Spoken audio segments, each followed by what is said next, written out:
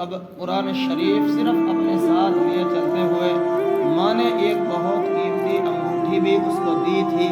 एहतियाज के वक्त इसको फरोख्त करके काम में लाए। वो यहाँ से चलकर बसरा पहुँच गया और मजदूरों में काम करने लगा।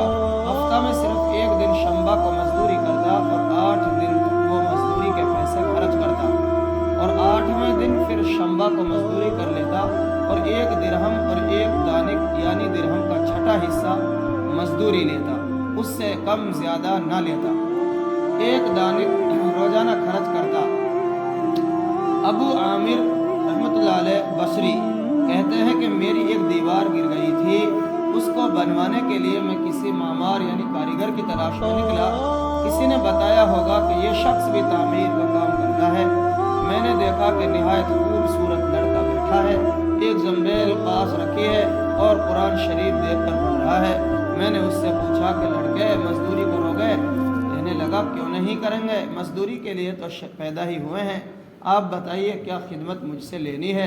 उसने कहा गारे मिट्टी तामीर का काम लेना है। उसने कहा 1 दिरहम और 1 दानिक मजदूरी होगी। अब अपनी शर्त बताओ। 1 दिरहम और 1 दानिक मजदूरी होगी और नमाज के औकात में काम नहीं करूँगा, मुझे नमाज के लिए जाना होगा। मैंने उसकी दोनों शर्तें मंजूर कर ली और उसको लाकर काम पर लगा दिया। मगरिब के वक्त जब मैंने देखा तो उसने 10 आदमियों की बकदर काम किया। 10 आदमियों को बकदर काम किया। मैंने उसको मजदूरी में 2 दिरहम देने चाहिए, यानी और ज़्यादा देना। उसने शर्त से जायद लेने से इनकार कर दिया और कह दिया 1 दिरहम और 1 दानिक लेकर चला गया। दूसरे दिन में फिर उसकी तलाश में निकला, मुझे कहीं ना मिला। लोगों से तहकीक किया तो ऐसी सूरत का एक लड़का मजदूरी किया करता है, किसी को मालूम है वो कहाँ मिलेगा? लोगों ने बताया सिर्फ शंबा को ही यानी शनीचर को ही मजदूरी करता है, उससे पहले तुम्हें कहीं नहीं मिलेगा। मुझे उसके काम को देखकर ऐसी रग़बत हुई तो मैं 8 दिन को अपनी तामीर बंद कर दी और शंबे के दिन उसकी तलाश में निकला। उसी तरह बैठा कुरान शरीफ पढ़ता हुआ मिला।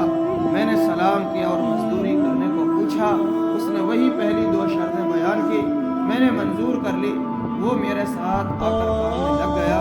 मुझे उस पर हैरत हो रही थी कि पिछले शंबे को इस अकेले ने 10 आदमी को काम किस तरह कर लिया है। इसलिए इस मर्तबा मैंने ऐसी तरह छुप कर वो मुझे न देखे उसके काम करने का तरीका देखा तो ये मंजर देखा कि वो हाथ में गारा लेकर दीवार पर डालता है और पत्थर अपने आप ही एक दूसरे में जुड़ते चले जाते हैं। मुझे यकीन हो गया कि यह अल्लाह का वली है और अल्लाह के औलिया के कामों की गैब से मदद होती ही है। जब शाम हुई तो मैंने उसको 3 दिरहम देना चाहे, उसने लेने से इनकार कर दिया। मैं इतने दिरहम क्या करूँगा और 1 दिरहम और 1 दानिक लेकर चला गया।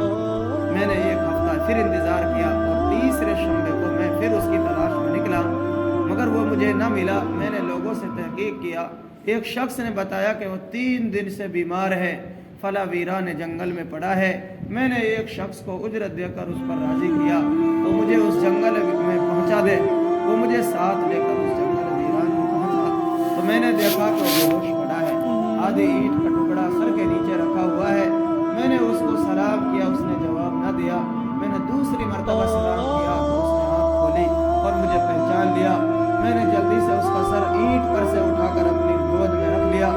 उसने सर हटा लिया और चंद शार पढ़े जिनका तर्जुमा यह है, मेरे दोस्त दुनिया की नियामतों से धोखे में न पड़, उम्र ख़त्म होती जा रही है और ये नियामतें सब खत्म हो जाएंगी। जब तू कोई जनाजा लेकर कब्रिस्तान में जाए तो ये सोचता रहा कर कि तेरा भी एक दिन इसी तरह जनाजा उठाया जाएगा। उसके बाद उसने मुझसे कहा, अबू आमिर जब मेरी रूह निकल जाए तो मुझे नहलाकर मेरे इसी कपड़े में मुझे कफन दे देना। मैंने कहा, मेरे महबूब इसमें क्या हरज है कि मैं तेरे कफन के लिए नए कपड़े ले आऊँ? उसने जवाब दिया कि नए कपड़े के लिए तो जिंदा लोग ही ज़्यादा मुस्तहिक हैं। ये जवाब हज़रत अबू बकर सिद्दीक़ रज़ी अल्लाह अन्हु का जवाब है। उन्होंने भी अपने विसाल के वक्त यही फरमाइश की थी, मेरी इन्हीं चादरों में कफन दे देना। और जब उनसे नए कपड़े की इजाज़त चाही गई तो उन्होंने यही जवाब दिया था। लड़के ने कहा, कफन तो पुराना हो या नया, बहरहाल पोसीदा हो जाएगा। आदमी के साथ तो सिर्फ उसका अमल ही रहता है। और ये मेरी लुंगी और लोटा कब्र खोदने वाले को मजदूरी में दे देना, और ये अंगूठी और कुरान शरीफ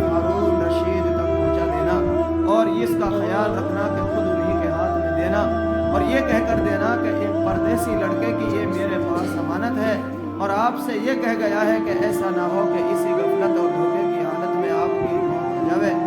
یہ کہہ کر اس کی روح نکل گئی۔ اس وقت مجھے معلوم ہوا کہ یہ لڑکا شہزادہ تھا۔ اس کے انتقال کے بعد اس کی وصیت کے موافق میں نے اس کو دفن کر دیا اور دونوں چیزیں غور کن کو دے دی اور قرآن شریف اور انگوٹھی لے کر بغداد پہنچا اور قصر شاہی کے قریب پہنچا تو بادشاہ کی سواری نکل رہی تھی۔ میں ایک اونچی جگہ، تھوڑا بڑا واقعہ ہے، سننا بہت اچھا ہے، ایک اونچی جگہ کھڑا ہو گیا۔ اول ایک بہت بڑا لشکر نکلا جس میں تقریباً 1000 گھوڑے سوار تھے۔ اس کے بعد اسی طرح یک کے بعد دیگر 10 لشکر نکلے، ہر ایک میں تقریباً 1000 سوار تھے۔ 10ویں جتھے میں خود امیر المومنین بھی تھے۔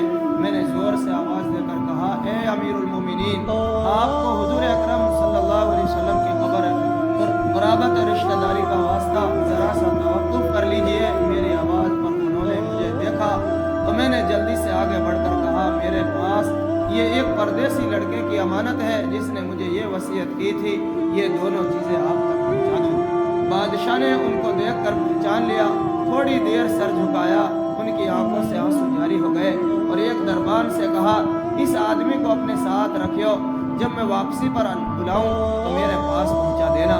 جب وہ باہر سے واپسی پر مکان پر پہنچے تو محل کے پردے گروا کر دربان سے فرمایا، اس شخص کو بلا کر لاؤ، اگرچہ وہ میرا غم تازہ کرے گا ہی۔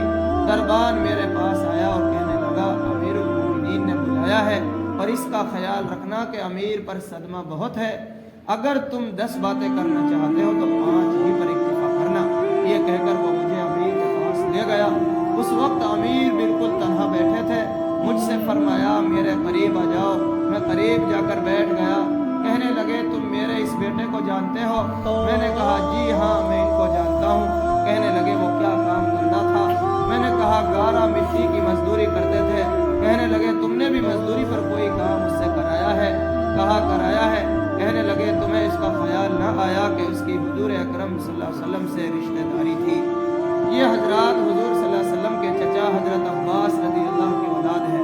میں نے کہا، امیر المومنین، پہلے اللہ جل شانہ سے شرمندگا ہوں، یعنی معذرت چاہتا ہوں، اس کے بعد آپ سے عذر خواہ ہوں۔